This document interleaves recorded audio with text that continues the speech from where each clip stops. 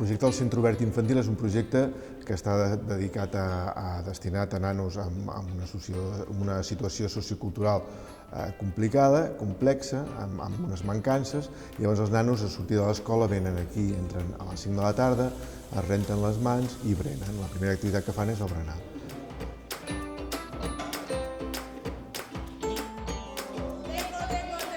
El projecte aquest d'esmorzars i berenars el vam començar a parlar a principis de l'any 2017 i després d'anar consensuant amb diferents entitats el vam posar en marxa al setembre del 2017, o sigui, després de l'estiu. Volíem posar abans de l'estiu, però al final vam dir, posem al setembre i anem més a cert.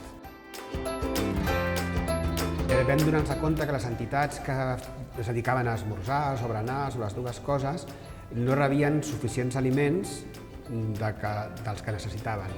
En rebien potser uns altres que no podien donar sortida.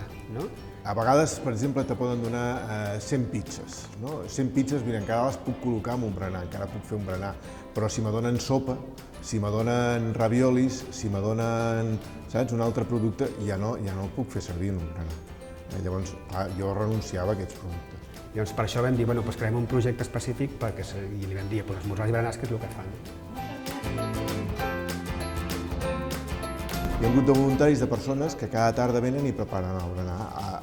Alhora que un grup de monitors, que són els responsables de l'activitat, també participen en aquest procés, més tota una gent que ve, que està fent pràctiques de la universitat o dels instituts, etc.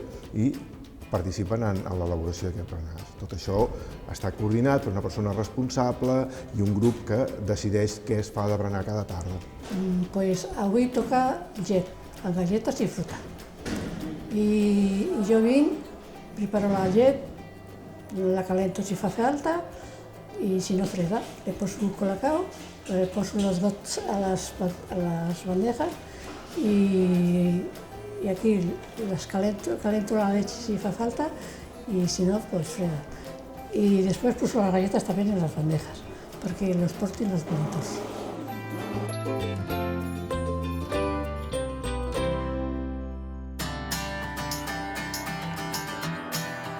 Aquests aliments a nosaltres ens serveixen per fer el berenar, perquè aquest berenar també sigui més ric.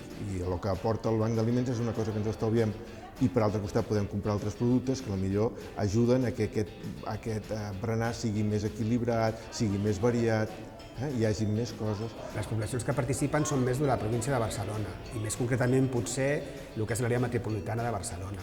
Badalona, Barcelona concretament també, i Hospitalet i alguna de les rodalies. Més en fora no tant, potser estan parant i després ja ens en pot entrar alguna més, però de moment no. I que els nens aprenguin una mica a menjar de tot, a menjar equilibrat, a aprendre quines coses estan bé, quines coses hem de menjar menys. Porque a lo mejor aquí los niños meriendan de una forma que en casa no meriendan. Aquí aprenden a merendar bien, tranquilo, limpio, con educación, y a lo mejor en casa están merendando y están corriendo para arriba y para abajo. Si venen a berenar, tu saps que cada setmana, almenys 2-3 cops a setmana, menjaran una peça de fruita, que cada dia beuran un got de llet, que es menjaran un entrepà, és un complement.